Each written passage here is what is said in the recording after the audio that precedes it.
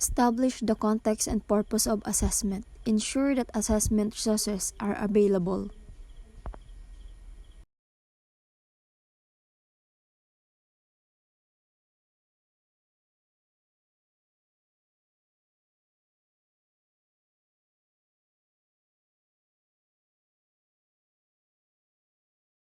Checklist of tools, equipment, and facilities must be on hand to help the assessors.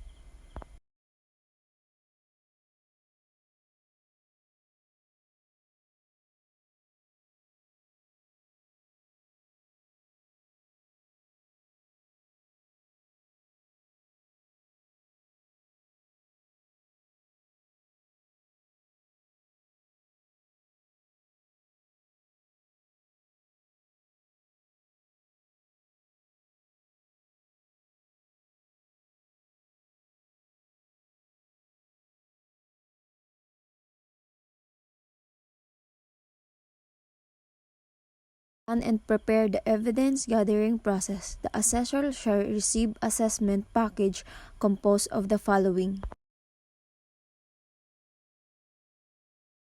Good morning, candidate. I am Hannah Danica Troy Almasan. I am your accredited competency assessor and bartending answer. Before we proceed to our assessment proper, I would like to acknowledge the presence of our process officers, Ms. Bermito, Ms. Ganalon, our AC manager and our tester representative from the provincial office, Ms. Abanes. Good morning, ma'am. We are pleased to be accompanied by your present today. You do not have to worry about their presence. They are here to oversee the conduct of competency assessment and to check if the conduct is in accordance with the to oversee the conduct of competency assessment and to check if the conduct is in accordance with the prescribed competency assessment methodology and procedures. Thus, they will not be assessed here. Before we proceed, may I inform you that we are being recorded and live streamed through the CCTV cameras in the Testa Albay Province Office and Testa Regional Office. I have here your consent from each that we, including me, agree to the recorded and to the other terms, including the sharing of your CCTV footage to authorized representatives indicated in this form. Also, I have here with your application form and self-assessment guides, those prove that you are willing and ready to undergo the assessment. I will be checking your attendance. Once your name is called, please raise your hand for you to recognize. Come in front, present to me your admission slip, your ID, and sign on the right side of the attendance sheet beside your name. So, let's start. Mr. Guason, present here today. May I please get your admission slip and see your ID, please? And then sign here for your attendance and kindly verify the spelling of your name that is appearing in the attendance sheet to avoid conflicts or errors. Candidate passing his attendance and ID. The candidate sign the attendance and verify his name. I have here with your accomplished application form and self-assessment guide. These are the proof that you are willing and ready to undergo the assessment. And this an indication that you know and can perform all the unit of competency enumerated in this qualification bartending SC2. I would like to welcome you all to the Camarines Sur Polytechnic Colleges as your assessment center for bartending SC2. For our orientation, let's begin by identifying what assessment is and its context and purpose. Assessment is the process of collecting evidence and making judgments on whether competency has been achieved. The purpose of this assessment is to determine the level of your competency enumerated for bartending NC2 qualification. To confirm if you can perform the following competencies based on the competency standard or on the training regulation, as well as to determine the need for necessary training if can perform the task to be given or to be assigned. The different tasks shall be performed within the assessment area, more specifically in the bar station, bartender station, cocktail preparation, and in the wine service station, dining area. Feedback to candidate would be given in the feedback area. Under the qualification, Bartending NC2 consists of competency that a person must achieve to operate a bar, prepare and mix cocktail and mix cocktail concoctions, and provide basic wine service to guests. In all, food and beverage service provide except for specialty coffee shop. This qualification is composed of the basic, common, and elective competencies. Under the core competencies, we have the following: clean bar areas, operate bar, and prepare and mix cocktail and non-alcoholic concoction, and provide basic wine service. And these are also the tasks that you need to perform. Cleaning bar area, 1 hour, more specifically the bar and equipment as well maintaining public area. Operate bar area, 1 hour.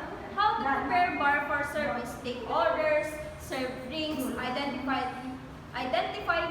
bills with customers affected with alcohol and close, turn over bar operations, order form, etc. Prepare and mix cocktail and non-alcoholic concoctions, 2 hours. Prepare to mix a range of cocktail and mocktail, and use clean and maintain bar tools, equipment, and machineries for mixing cocktail and mocktail. Provide basic wine service, 1 minute, explaining different types of wine to customers. Recommend appropriate wine and food combination to customers. Prepare wine, glasses, and accessories for service. Open and serve wine and check wine for calls. You would have approximately 5 hours to demonstrate and complete the assessment. I will collect evidence through written examination, practical demonstration, and oral examination. The assessment method to be used in assessing your knowledge and skill in bartending NC2 are the following: written exam, practical demo, oral exam will be done on the core competencies: cleaning the bar area, operating a bar, preparing mixing cocktail and non-alcoholic concoction, and providing basic wine service. The grade that you need to receive after this assessment will be indicated whenever you are competent or not competent. For your personal needs, the comfort rooms will be located outside the assessment room or area. In case you are hungry, want to take your meals or buy food, the canteen is located along the hallway. However, during the assessment, you are not allowed to leave the premises of the assessment center. If ever you are thirsty, hungry, and may need to use the restroom, please do so before entering the assessment room before the assessment starts. There are many religious practices being observed by your religion. Please tell me so that I will allow you to observe whatever you are required to do by your respective religion. For example, if you need to pray at a specific time, this day tell me and I will allow you. And for those candidates who are need to take their medicine maintenance within the duration of our assessment, just tell me and I will allow you. If you have any difficulty understanding the given instructions, please do not hesitate to inform me, because I am more willing to translate it for you. Also, during the exam, if you have any dilemma writing down your answers, don't be shy because we cannot accept your answers verbally. If you have any concern, any question to clarify on the matter concerning the assessment, you may raise your hand because I am more willing to assess you. But once the assessment has started, please refrain from asking questions. It is no longer allowed. In the same token, during the assessment, if you have physical or any form of difficulties, do not hesitate to call my attention. So, we address immediately. You must listen and follow my instructions so that you will be able to perform tasks correctly and avoid any mistakes or error during the assessment. You should also behave respectfully towards your fellow candidates, assessor, and staff in order to maintain a positive environment and avoid disruption or conflicts. Usage of cell phone during assessment is strictly prohibited to keep you out from distractions. Don't leave the premises without my permission or informing the assessor or any staff member to make sure that we know where you are and you are not intentionally breaking any rules in our absence. and any form of cheating is strictly prohibited, which could result in your immediate disqualification. Also, during the actual assessment, please observe safety as you perform different tasks. Make sure to check on your electrical equipment before you plug it. Avoid pulling the cord as you unplug it. Observe proper body mechanics when lifting heavy equipment to avoid back injury. In case of an accident, please call by attention immediately so that we can provide your first aid, and should the need arise, our first aid cabinet is located at the side of the bar station. In case you have any question regarding the assessment result, or if you are not satisfied with the result of assessment, you have a right to appeal to the TESDA provincial office, where the assessment center and assessor are accredited after the assessment, and that several days after the assessment has been conducted. You don't have to sign on the cards or the rating sheet if you will file an appeal system. TESDA is currently implementing the e-certificate system starting from August 28, 2023 up to present.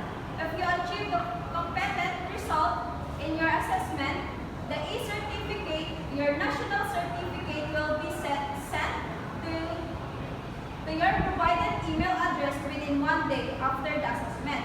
It is crucial to ensure that the email address you provided in the application form is accurate. Once reviewed, you should print the e-certificate or any clean white A4 size paper. The TESDA POCAC vocal will be responsible for verifying the authenticity of the NC or COC, affixing the dry cell, a service that will be provided free for charge. As a final reminder, please ensure that the email address and name provided during the application process are accurate and up to date. The NC or COC is issued by the provincial office where the assessment took place upon presentation of cars. It has a validity period of 5 years.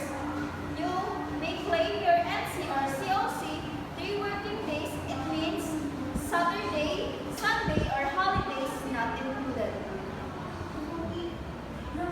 Bring the following: cars, picture with passport size, white background with color, and a link tab. Emphasize on this one to avoid complaining when she claims his or her NC or COC in the provincial office. First, clear with background, photo paper used, clear face and high quality, 50 pesos, certification fee. If the NC or COC has not been claimed by the successful candidate, only 2 kinds of representative will claim the NC or the COC. Test the PO accredited license officer, meditate family member up to 2nd degree. She should bring the following upon the claim: original copy of cars, special power of attorney, SPA, or a letter of authorization, TESDA OP-CO05F27. You may ask for a copy of the prescribed authorization letter in the provincial office or download it on the TESDA website, tesda.gov.ph. Photocopy of ID of the certified worker, photocopy of ID claimant, accreditation ID of claimant if license. The validity of NC is up to 5 years. When you want to renew your national certificate, you need to bring the following requirements: photocopy of NC with original presented, certificate of employment related to the NC. For candidates who are not competent yet and apply for reassessment, candidates should submit a request for reassessment to TESDA or to Assessment Center, where they have their assessment and submit the documents required or needed for reassessment. Reassessment shall only focus on the specific areas not satisfactorily achieved. However, the candidate shall be paid the full assessment fee promulgated by the TESDA board, and after the processing of payment, candidates will be informed for their schedule for reassessment. The candidate should be applied 3 times for reassessment, and if the candidate is not passed all their pre-assessment, they could not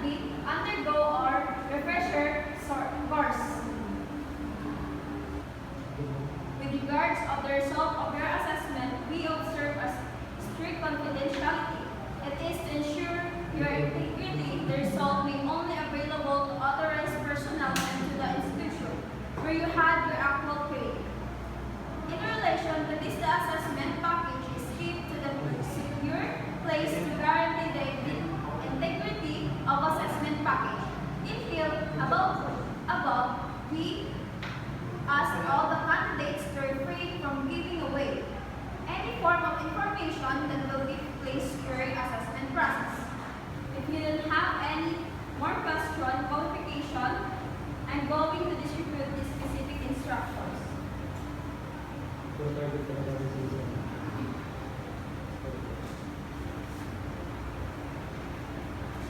Please read them carefully and do not hesitate to ask me questions right away.